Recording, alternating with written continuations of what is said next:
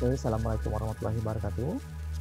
Kita jumpa ini pada mata kuliah Manajemen Administration untuk materi Procurement and Inventory Management. Kemarin kita sudah belajar tentang account office ya. Kita sudah belajar account office document, financial institution types, payment procedure sampai ke accounting software. Nah, ini ada sejumlah role dan function dari account office ya. Mulai dari prepare payroll, credit control, collection of accounts, statement of debit and credit notes, preparation of audits, and different type of bank account. Kemudian dokumennya juga ada payroll, currency memorandum, debit and debit notes, simple statement of account, dan juga check ya. Untuk instance di financialnya bisa berupa credit union, commercial banks, central banks, insurance company, offshore institution, investment company. Maaf Pak, suaranya putus-putus Pak. Oke, ini jelas? Ya, jelas. Maksud softwarenya ya, ada ZBooks, Money Manager, Junior Cash, Turbo Cash, Wave, NHC Express Invoice, VT Cashbook, Invoice, Expert Light Edition, Admin Soul Account, sampai Quick File. Nah, sekarang baru kita masuk ke Procurement and Inventory Management Office. Ini rencana materi kita.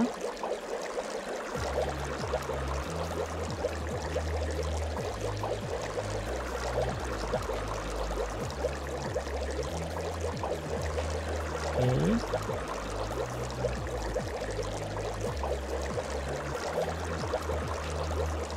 Ini ya.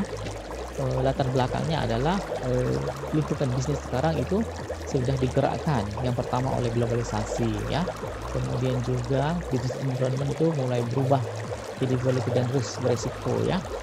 Kemudian juga ada apa, fast customer driven society, jadi permintaannya berdasarkan dari sisi customernya ya. Begitu juga dengan evolusi dari service ekonomi, jadi trennya sekarang produk itu sudah didominasi oleh jasa ya, jadi bukan lagi produk tapi lebih bergeser ke arah jasa. Termasuk juga purchasing skill and process ya. Jadi sudah ada pergeseran. Misalnya sekarang kan kalau kita mau order dan bayar itu melalui marketplace aja, tidak perlu order secara langsung ya. Dan yang tidak kalah pentingnya adalah cloud computing. Dengan adanya cloud computing kita bisa menghemat infrastruktur ya, baik dari segi customer maupun dari produsernya ya. Oke, sekarang baru kita masuk ke logistik ya. Jadi logistik itu mengelola dua arus utama. Yang pertama material flow, yang kedua information flow. Material flow itu dari barang fisik, dari pemasok melalui distribusi pusat sampai ke toko. Sebaliknya, selain material, sekarang yang dikelola itu juga adalah informationnya. Jadi yang tadinya tercatat itu mulai dialihkan ke arah elektronik ya. Lebih lanjut, ada istilah supply chain ya. Dia adalah disebut dengan jaringan logistik. Terdiri dari pemasok, pusat manufaktur, gudang, distribusi, gerai retail, bahan baku, inventaris, produk jadi. Kira-kira seperti itu ya. Kalau dibayangkan seperti ini di logistik network tadi ya. Ini ada sisi suppliernya, kemudian ada pabriknya, ada warehouse dan distribution center sampai ke customer. Ini dia produksi materialnya, terus ya dikirimkan ke masing-masing jaringan. Ini versi simulasi ya. Sedangkan Horizon menggambarkan IT network itu sebagai apa? Dia tadi mengalami dua flow ya. Yang pertama material flow dari producer ke customer. Sisi dari producer itu namanya upstream, sedangkan dari sisi customer itu namanya downstream. Selain material juga yang mengalir itu apa? Information. Ini berbanding lurus dengan faktor time ya. Kemudian ada lagi istilah ERP, Enterprise Resource Planning. Itu merupakan simple integrasi semua proses bisnis enterprise modern. Kira seperti itu ya.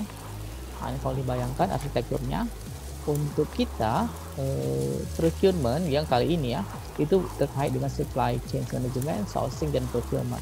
Itu berhubungan dengan supply. Ini proses administrasi dari sini kira-kira.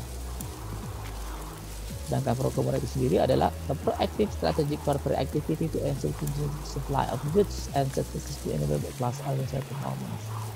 Jadi katanya dia bersifat proaktif dan strategi corporate activity, kegiatan perusahaan yang bersifat strategik untuk menjamin keberlangsungan supply dari produk dan jasa dan memungkinkan organisasinya bekerja sampai ke world class organization, seperti itu license.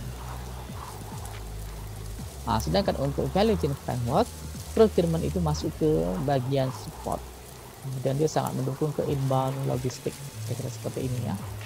Juga berlaku hampir ke seluruh organisasi bisnis. Kemudian istilah lain dari procurement itu purchasing. Kenapa disamakan dengan purchasing? Karena cenderung memang melakukan purchase ya terhadap produk-produk baik bahan setengah jadi maupun bahan mentahnya. Nah, ZIM yaitu menggambarkan siklus purchasing yaitu seperti ini.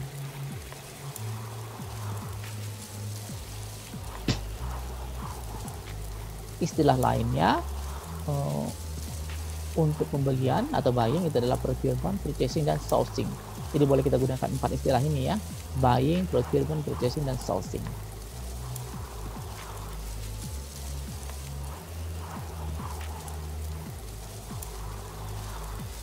Nah, biasanya kalau procurement itu cenderung dia lebih taktis atau operasional ya. Sedangkan sourcing biasanya terkait dengan strategik. Sedangkan purchasing di antara procurement dan sourcing itu digunakan istilah purchasing. Oke, ini teori tentang purchasing ya.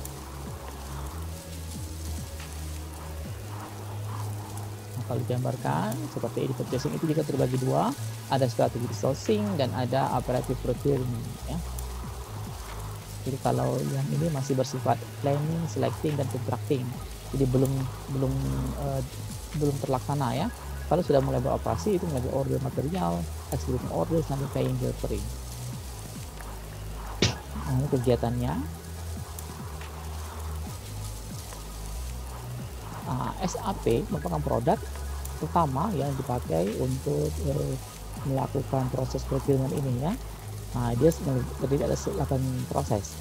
Mulai dari demand determination, source determination, supply selection, purchase order processing, order monitoring, good receipt, invoice verification, sampai ke payment processing. Nah, ini ya. Nah, sekarang baru masuk ke procurement office ya. Bagaimana sih procurement office ini berperan dan berfungsi ya? Nah, dia akan menentukan item-item apa yang akan dibeli. Kemudian dia liaise with other department. Dia memberikan lisensi dan hubungan dengan departemen lain yang memberikan item-item yang dibutuhkannya ya. Sampai ke manage inventory. Nah, istilahnya yang sering terpakai itu adalah free on board misalnya ya, post insurance and freight, hours and admission accepted ya, cash on delivery ya, sangat populer di kita ya, excluding work dan discount. Jadi istilah-istilah ini sering dipakai di procurement office. Petugasnya adalah purchasing clerk ya. Tugasnya preparing and processing purchase and stock requisition, filling up purchase records, maintaining stock records, maintaining database of supplier records, and verifying order receipt. Nah, itu ya. Orangnya harus bagaimana katanya? Memiliki integritas, jujur ya, memiliki inisiatif, dan cenderung harus detail orangnya. Nah, selanjutnya kita perlu tahu juga prosedur dari pembelian barang dan jasa ya. Nah, yang pertama itu apa? Urgence. Jadi kita dahulukan yang berdasarkan urgensinya. Yang kedua, biaya yang mempengaruhinya ya. Kemudian lagi baru ditentukan oleh insentif. Nah, baru availability. Jadi ada 4 ini yang menentukan prosedur kita dalam melakukan pembelian ya. Bisa kita perhatikan dari katalognya, dari tender, dari quotation, e-commerce, order placement, bahkan sampai ke shipment atau delivery. Nah, dokumennya apa aja ya? Yang pertama requisition forms. Nah, jadi ya ini terkait dengan purchase dan stock. Kemudian baru order form. Boleh secara manual, paper, atau elektronik ya. Nah, yang terakhir baru kita masuk ke inventory management. Ya. Inventory management sangat penting untuk apa? Prevention of leakage ya. Jaga-jaga baru kita ya. Control of inventory, mengendalikan stok kita. Signal of market trend. Nah, juga sebagai tanda trend market yang di pasaran. Availability of capital itu juga boleh. Jadi stok capital kita ya. Optimization of storage space. Nah, jadi storage space kita itu dia tidak boleh terlalu full dan tidak boleh pula terlalu banyak kurang. Tapi dia harus optimum untuk flow barang, ya, flow barang yang akan kita gulirkan. Kemudian just in time, ya, tepat waktu. Stock record itu terkait dengan repository form dan stock cutting. Kemudian storage of office supplies, ya, reporting on stock level. Ada istilah LIFO, FIFO, dan EXPO. Dan juga tidak lupa menggunakan software electronic device and stock control, termasuk juga inventory software. Sekarang trennya sudah menggunakan barcode scanners. Ya. Nah, ini sejumlah software procurement yang ada. Ini ada versi gratisnya. Kamu harus pilih salah satu dan coba bertransaksi. Ya. Ini conclusionnya. Nah, untuk assignmentnya kamu diminta klik 3 transaksi menggunakan procurement software. Ya. Oh, sorry, ini bukan di Word ya, tapi di PowerPoint, ya. PowerPoint. Nah, kemudian kamu convert into video based presentation. Nah, ini sudah Bapak kirimkan kemarin tutorialnya, ya. Kalau sudah, di store di Dropbox. Oke, ini referensi yang terpakai pada pertemuan kali ini.